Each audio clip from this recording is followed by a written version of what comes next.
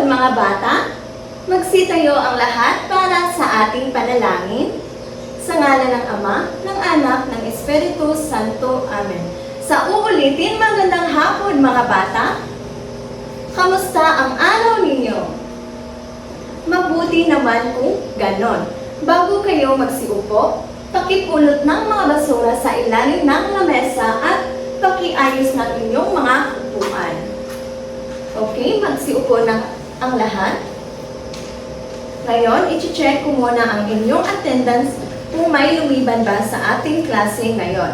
Sasabihin niyo lamang ang salitang maganda kapag kayo ay babae at pogi naman kapag kayo ay lalaki. Naiintindihan ba ninyo ako mga bata? Mabuti naman kung ganon.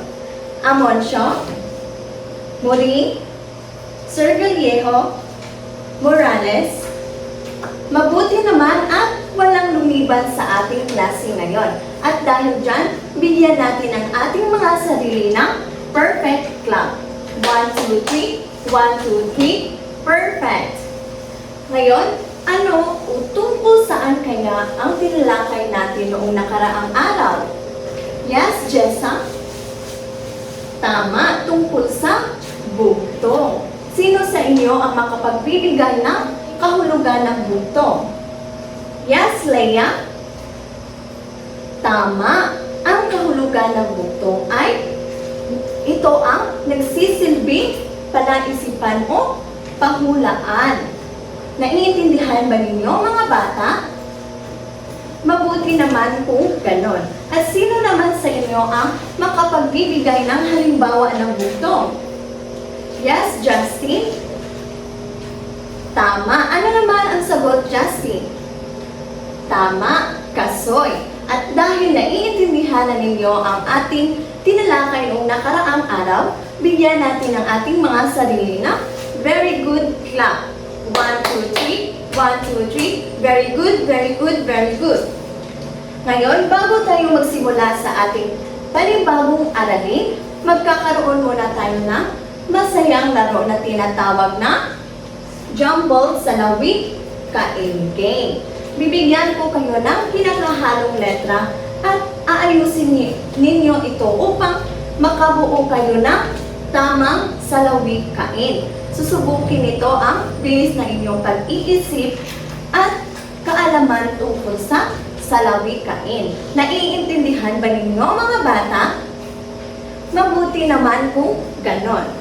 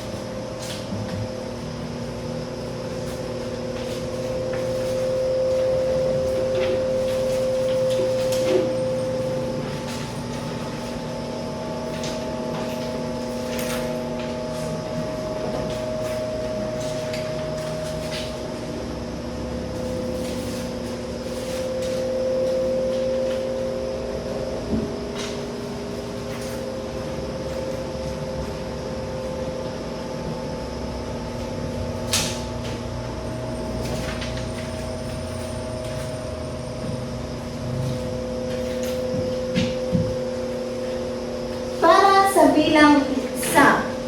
Ano kaya ang tamang salawikain na ito? Yes? Tama. Ang salawikain ito ay nasa Diyos ang awa, nasa tao ang gawa. Ano naman ang bilang pangalawa? Tama. Daig ng maanggap ang masipag. Ano naman ang pangatlo?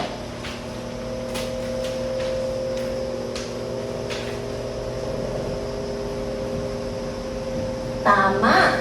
Kung ano ang itinanim ay siyari aanihin. Ano naman ang pang-apat? Tama. Aanhin pa ang damo kung patay na ang kabayo. Bigyan natin ang ating mga sarili na wow clap. 1, 2, 3, 4, 5. Wow, wow, wow. Ngayon, babasahin muna natin ang ating layunin ngayong araw. Unang layunin, matutukoy at maipapaliwanag ang kahulugan ng salawikain at ng salawikain kung hindi ukol, hindi bubukol. Pangalawa, makagagawa ng malikhaing gawain tulad ng role play, pagguhit o paggawa ng poster na nagpapakita ng mensahe ng salawikain. Pangatlo, mapahahalagahan ang aral na hatid ng salawikain kung hindi ukol, hindi bubukol. Bago tayo magpatuloy sa ating bagong aralin, alamin muna natin ang iilang mahalagang kahulugan upang mas maintindihan natin ang ating paksa ngayong araw.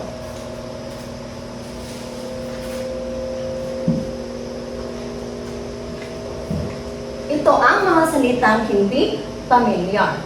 Una, salawikain. Kayo nga, salawikain. Ang salawikain ay maiikling kasabihan na naglalaman ng aral sa buhay. Pangalawa, aral. Kayo nga, aral. Ito ang leksyon o mensaheng maaaring mapulot mula sa karanasan o pahayag. Pangatlo, pagpapasya. Kayo nga, pagpapasya.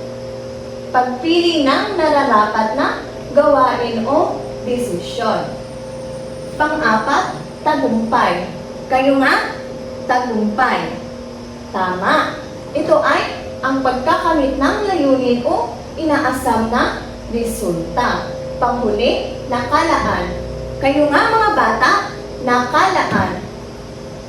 Tama. Ito ay nakatakda o para sa isang tiyak na tao o bagay. Para sa inyo, ano nga ba ang kahulugan ng salawikain? Jessa? Tama, ito ay kasabihan. Ano pa? Elsie? Tama, ito ay nagbibigay ng aral.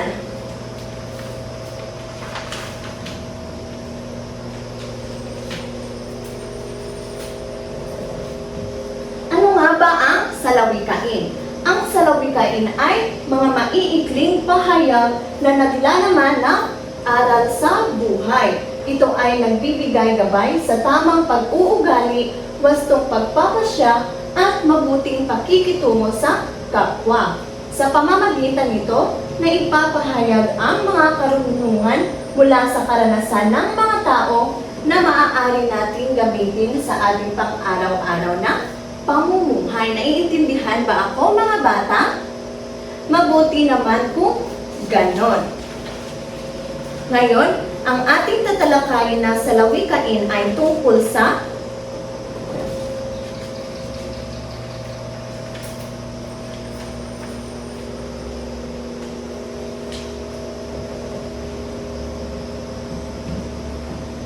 salawikain tungkol sa kung hindi ukol, hindi bubukol. Kayo nga, kung hindi ukol, hindi bubukol. Tama mga bata. Sino sa inyo ang makapagbibigay ng kahulugan ng salawikain ito? Yes, Aini? Tama. Ang kahulugan nito ay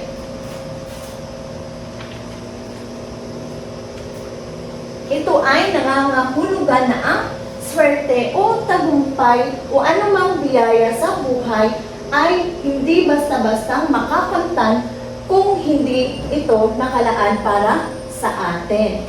May mga pagkakataon na kahit gaano pa natin pagsikapan ang isang bagay, kung hindi naman para sa atin o hindi pa sa tamang panahon, hindi ito magtatagumpay. At sino naman sa inyo ang makapagbibigay ng sitwasyon na tungkol sa salawikain ito? Yes, Julia? Tama. Ito ang ilang mga halimbawa tungkol sa salawikain ito.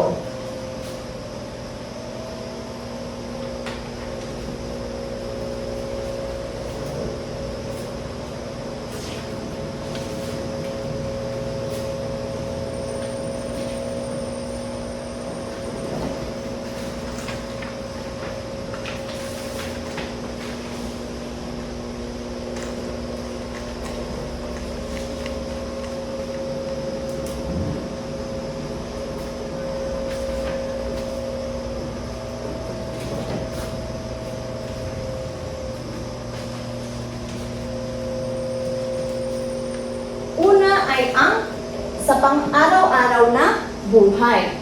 Halimbawa, may isang tao na gustong bumili ng isang bagay, ngunit hindi niya ito nakuha.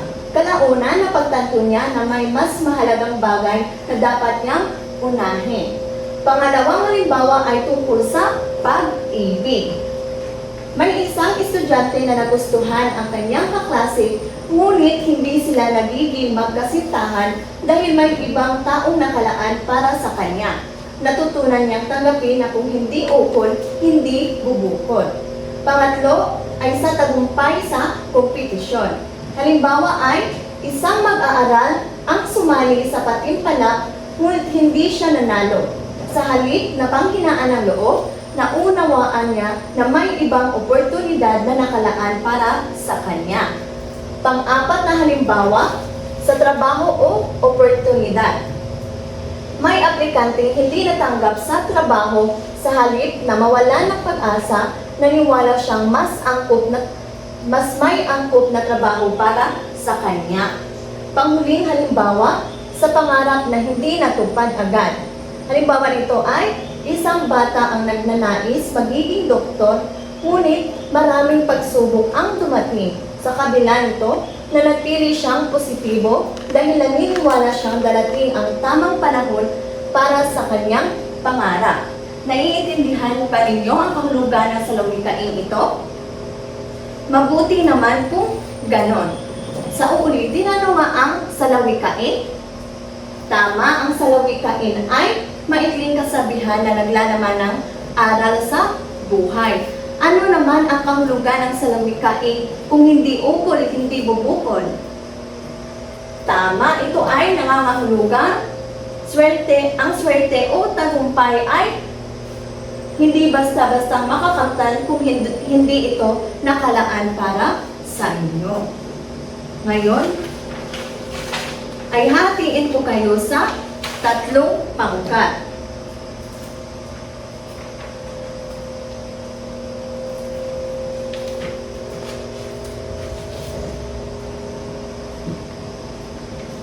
Ito ang pangkat 1, ito ang pangkat 2, at ito naman ang pangkat 3. Para sa pangkat 1, ang gagawin ninyo ay gagawa ng isang maikling roleplay o dula-dulaan na nagpapakita ng sitwasyong may kaugnayan sa salawikain kung hindi ukol, hindi bubukol.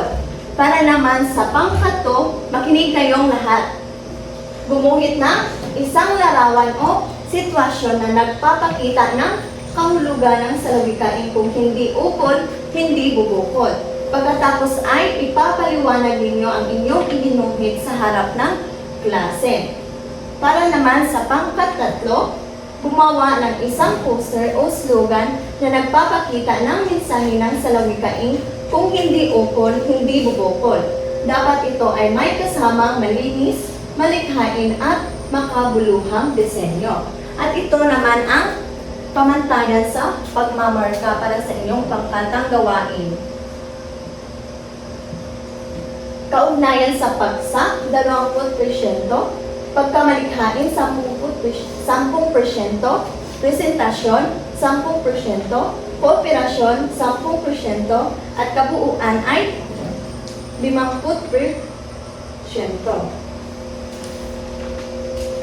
Para sa pangkat 1, maaari na kayong pumunta dito sa harapan. Maganda ang pangkat 1. Bigyan natin ng Pack-Bet Club. 1, 2, 3. 1, 2, 3. Pack na pack, bet na bet, pack-bet. Para naman sa pangkat 2, maaari na kayong pumunta sa harapan. Mahusay pangkat 2. Bigyan natin ng Wow Club. 1, 2, 3, 4, 5. Wow, wow, wow, wow. Para naman sa panghuling pangkat, maaari na kayong pumunta dito sa harapan. Mahusay pangkat 3, bigyan natin ng Wawawi Club. 1, 2, 3, 4, 5. Wawawi! Ngayon, kumuha kayo ng kalahating papel at sagutin ninyo ito. Sagutan ninyo ito ng maayos.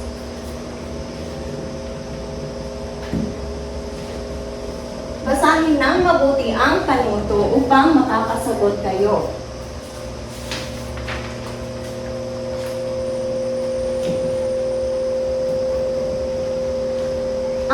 tuturo dito ay basahin mabuti ang bawat tanong at isulat ang tamang sagot sa inyong sagotang papel. Sa A ay piliin ang tamang sagot at sa B naman ay sagutin ang mga sumusunod. Naiintindihan ba ninyo mga bata? Okay, maaari na kayong magsimula. Tapos na ba mga bata? Pakipasa ng inyong mga papel dito sa harapan. Mahusay mga bata. Ngayon wala na bang katanungan? Mabuting naman kung ganon. At ngayon pakikuha ng inyong notebook sa Filipino.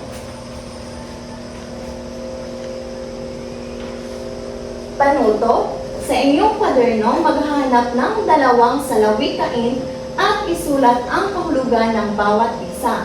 Pagkatapos, gumawa ng isang sitwasyon na nagpapakita ng aral ng isa sa mga salawikain na inyong napili.